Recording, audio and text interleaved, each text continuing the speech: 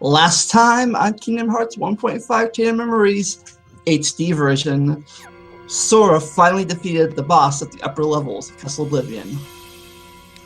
And meanwhile, Riku felt it was such an epic death that Riku felt it from the basement, and even though Sora's now sleeping like a baby, getting his memory restored, we still have to see how Riku's story concludes. Oh, and for those of you that are worrying right now, don't worry, this is live commentary. Yes. Nope. And from now on, I'm going to be compulsive about pressing the start broadcast button. Yeah. The last few videos you saw were posts, but this is we're back to live again. Yes. So anyways, I had a topic to discuss. Vandelia, do you have any games that were surprise favorites? What do you mean? What I mean by that is a game that, say you bought a game that you knew little, if anything, about until you bought it. Saw it on the shelf or something like that. And then you brought it home, and then you were surprised by its quality, and you got really into it. Yes. There was. What is it? It was called Civilizations for Super Nintendo.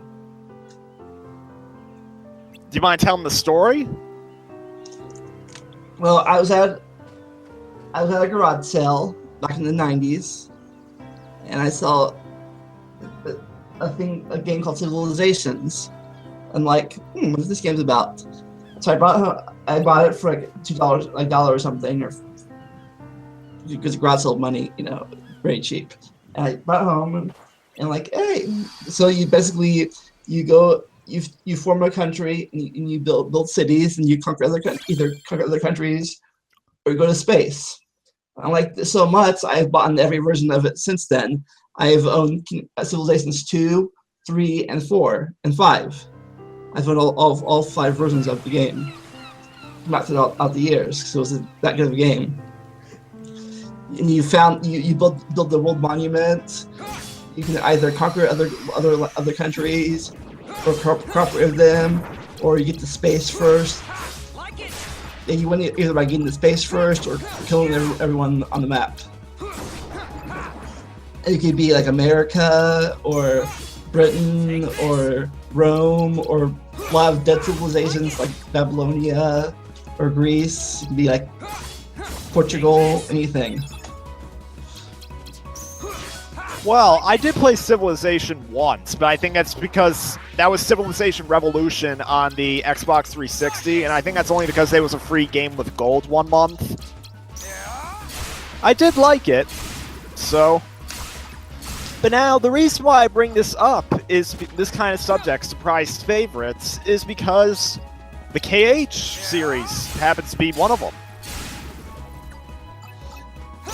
I mean, it is kind of cheating because I did know of the series back when it was originally coming out, like in 2002 and stuff like that. But the thing is, I only basically knew its name, and that it involved Disney in some way. It wasn't until 2006 when, you're not going to believe the way I heard of the series and its full concept, but it was around the time the 3rd Jimmy Timmy Power Hour special was airing on Nickelodeon. So Nickelodeon Magazine did a special article talking about crossovers and other media. And it was, more specifically, it was a trivia game where they put all these potential crossovers in, and it asked which 2 were fake. The 2 that were fake, one of them was pretty obvious: Harry Potter and the Curse of Drake and Josh. It's funny thinking that a Disney game was advertised in a Nickelodeon magazine. Yeah, but it was just advertising crossovers, period. And anyways, the other fake one was Curious George meets King Kong or something. That might have been good. That one is a little bit less obvious, and I was surprised when I found out it was fake. And my dog is down here going under my shoes. I need to kick him out. So what was the Kingdom Hearts? What did it say? Crossover of what? Oh my god, he has... I have to kick the dog out, I'm sorry.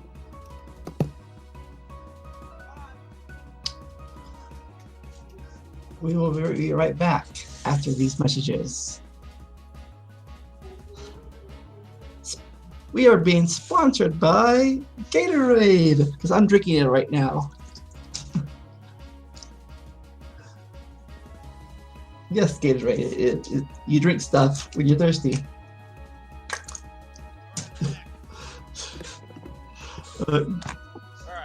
So I shut the door, so he's not coming back in. All right. So what was the what did it say about Kingdom Hearts? Yeah, KH was featured in that article, and I knew it was real beforehand. Like it showed a screenshot of when the trio was at Tarzan's world, and Tarzan was trying to convince the gorillas that they were trustworthy. Yeah, you said Harry Potter and something else, and you said Curious George and those two were fake. Yes. What would they say about Kingdom Hearts? What was their crossover of? Like, basically, it talked about how you played as Sora, a 14-year-old boy who travels to Disney worlds trying to save the day. Like, it was talking about the premise of the first game. I remember I first saw this game myself. It was at my friend's house.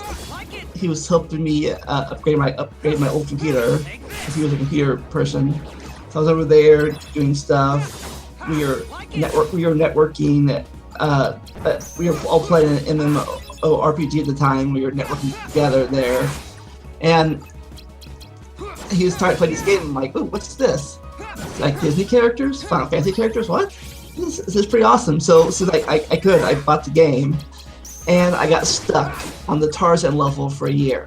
I rage quit for a year, and then I gave up. Because I thought I was terrible at the vines. I thought you could go to the vines to beat the level. But a year later, I found out you can skip the vines, and go through the hippo area. And then I played again and beat the game in a week or two. Yeah, with me, I could not get past any of the first 3 Disney worlds. Like, I couldn't get past Wonderland, Olympus, or Deep Jungle. But then eventually I bought the strategy guide, and I got... Like, I couldn't beat Wonderland because of, like, all of its puzzles. I couldn't beat Deep Jungle because of kind of a similar thing. Like, I didn't know where to go. Yeah, YouTube wasn't a thing back then, really. No, it wasn't. I got it a couple of months after I read that article because I originally saw it at Best Buy, but then I chose not to get it. I got Teen Titans instead, which I kind of don't regret, considering Teen Titans is a pretty hard to find game now.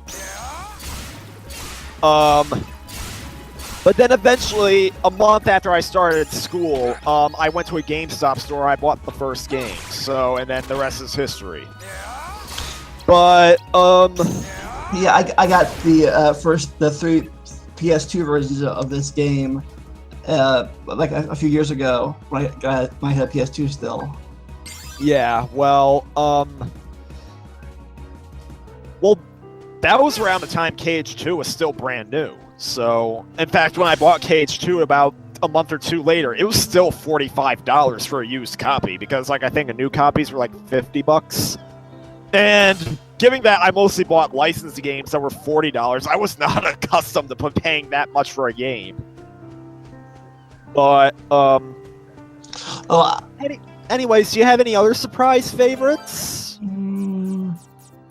Not really. I usually no. Because I got plenty. I usually just bought Mario games because I knew they were gonna be good. I don't know. Well, yeah. Let's see. What's my favorite? Another surprise favorite of mine happens to be Max Payne. Because the story is, excuse me. My dad and my mom would not let me play M-rated games initially because it was for 17 and up. They didn't want me doing that. But then when I turned 15 and I had my PS3, I started to realize, like, 80% of all games out there that were worth playing were rated M. So I convinced my dad of that, saying, I can't buy any more games, and I have to search in GameStops for like hours on end to find a game that's rated T or below that'll be worth my time. So he reluctantly lifted the ban on M-rated games, though his one catch is that they could not have blood and gore in the rating description. So he dropped me off at a GameStop one day. Sorry if I keep changing my sentence structure, but alright, so starting again, I was at a GameStop store, my dad dropped me there. So I asked the store employee, do you know of any good M-rated games that don't have blood and gore in the description? The first one I picked off the shelf was Family Guy on PS2, a decision I would deeply regret weeks later. But the first recommendation I got was Devil May Cry, and well, I knew about Devil May Cry, so there was no surprises there. But then, after I picked up Metal Gear Solid 2 off the shelf because I had beaten the first game like not like a year beforehand, another recommendation that employee made was, oh, there's also Max Payne. This is also just blood and violence. I did not know what Max Payne was. Not at all. But you got it and you liked it. Yes, I put it back on the shelf after the guy gave it to me, and I was looking around to see what else they had, and then I looked back at that copy of Max Payne. I was like, it was calling to you. It was calling to me. So, yep, it was $3. So I was like, what the hell? Play me. Yes, I picked it off the shelf, and I have to say, out of those 4 games I got, I think Max Payne was the one where I played it for very long periods on end. It was a really hard game, but, you know what? I felt it was really worth it, and I recently rebought it on PS4 because they had it on sale. You ever gonna do a Let's Play of it? Yeah, it's a Rockstar game, so they're okay with it.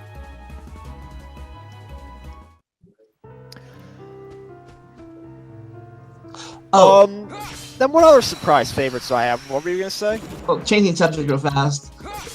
Last year we talked about this, but I this morning I went on YouTube and I found the coded cutscene movie on YouTube, and I played it. You did?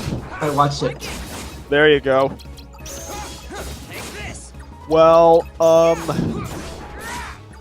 I guess getting back to my surprise favorites, another one was Pac-Man World 2, which I did a Let's Play on a couple years ago. Did you ever play the original Pac-Man? Yes, I have. I have Namco Museum. I have the original Pac-Man can be played within Pac-Man World 2. So yeah. Ain't good at it. Am I good at it? I've made it maybe 5-10 levels, but they were a big struggle. I kind of prefer Pac-Man Championship Edition as well as Pac-Man Director's Cut that's in the Virtual Arcade Namco Museum on 360. Like, basically, it's like kind of an adventure game where you have to fight bosses, but still, you're still playing Pac-Man. It's like in 3D. But anyways, the story of how I got Pac-Man World 2. My uncle decided to buy me a game, so he took me to Best Buy. And there was no licensed games or like any games based on like movies or shows that I recognized. So eventually we asked one of the attendants there, like this older woman, she was recommending me a couple of games, one of which was like an airplane game where you have to shoot down other airplanes. I do not know what this game was, but I suspect it was Ace Combat. Which I do have now, and I haven't played much of it.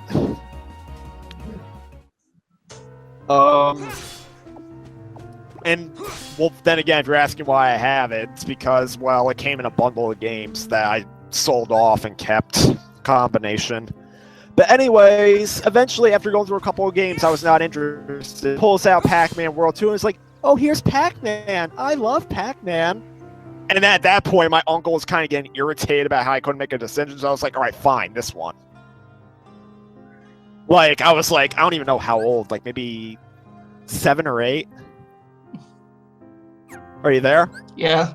All right. Listen to your story. All right. Well, I'm just trying to see where we have to go and how long we've been recording. Well, we're good. Oh, shit.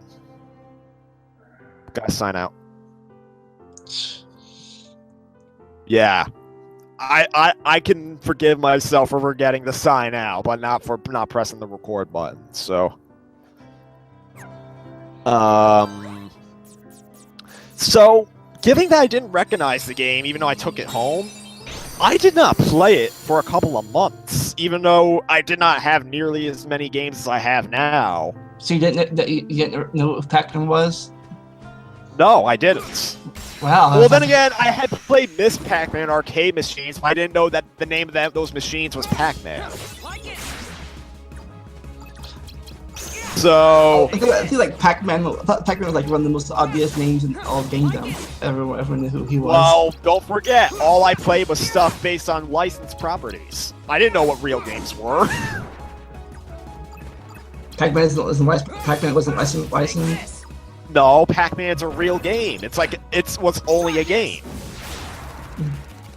In fact, that's another reason why why I loved the fact that I bought Max Payne, because it made me more open to trying things I knew nothing about.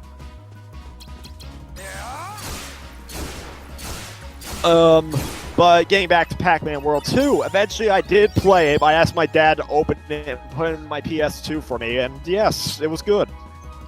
Eventually, my friend Jason, who, is featured on my channel, I found out he had the original Pac-Man World on PS1, and I played it at his house until eventually he scratched the disc to all oblivion.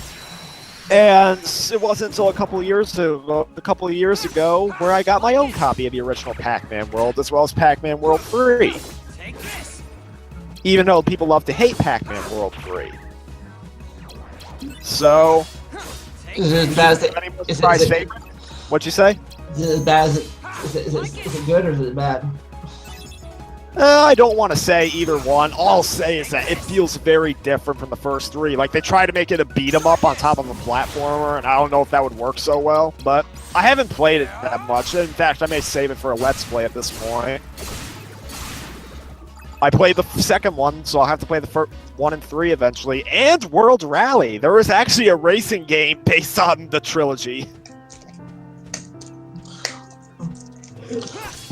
Anyways, we've just been fighting, trying to get through the island, because I think we need to level up. Yeah, off topic.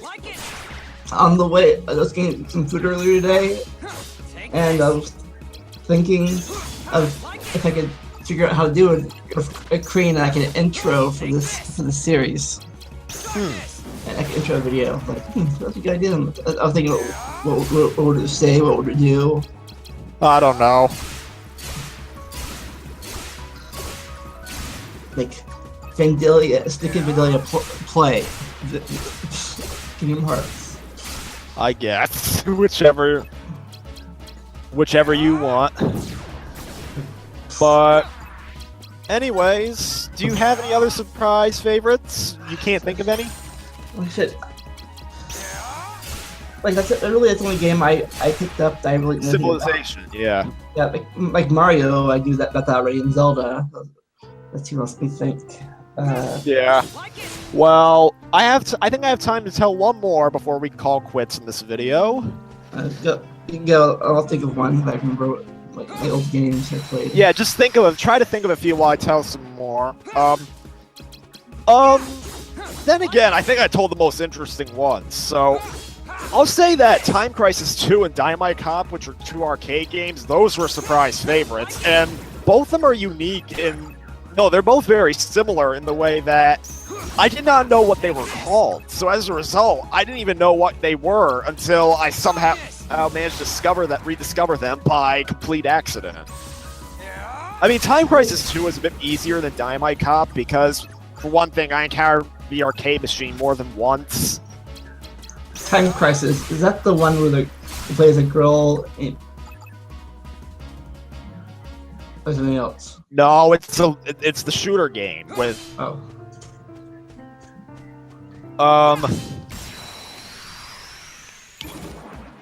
you might be thinking of Dino Crisis. Because you played as a girl in that game trying to kill dinos. Maybe. Yeah. No,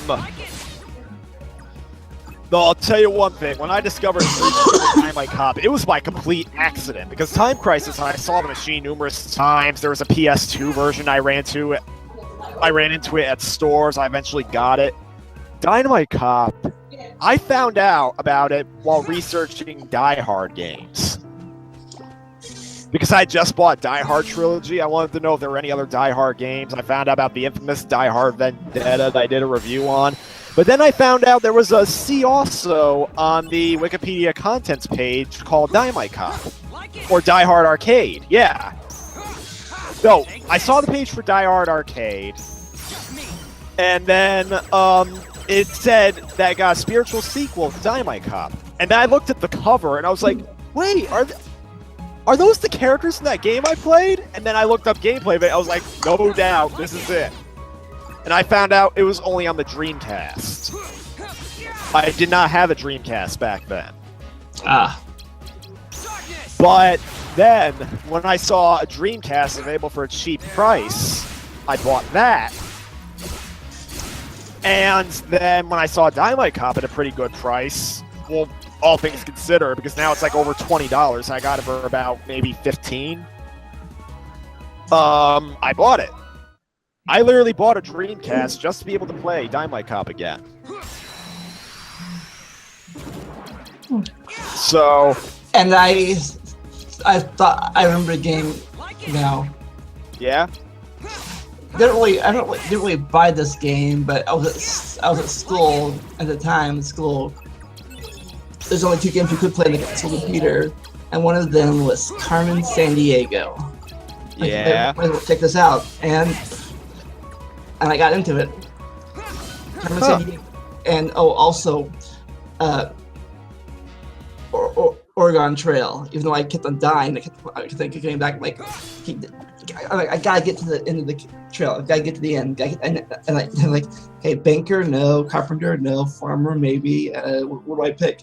How do I survive to the end of the trail? I keep on either drowning. I either killed my family by drowning or by disease or something, and I hardly ever made it to the end. But yeah, I kept on playing it over and over again. Like, and then Carpenter Sandiego. I probably did eventually. I can't remember. Like so long ago, but Carmen Sandiego too. I liked it. My detective skills. Got to track this guy down either through the world or through time, whichever version it was. I think it was the time it was Carmen Sandiego. We're in the world. It's Carmen Sandiego, and I finally, it's the first time I finally get the boss of the level, and like I get to him. All right, like warrant. Maybe I don't have a warrant. I need a warrant. All right. That reminds me of AVGN Dick Tracy. Anyways, one more battle and then we'll call quits. Yeah, like I said, the time I used to play those games at the school computer all the time. Probably sit down and write some homework every so often, but we're playing games instead. Huh. My free time. Well, when I was a kid, I had to play games like Type to Learn, Math Blaster, and the likes. Anyways, maybe I'll discuss some more surprise favorites in the next video. We'll see you next time.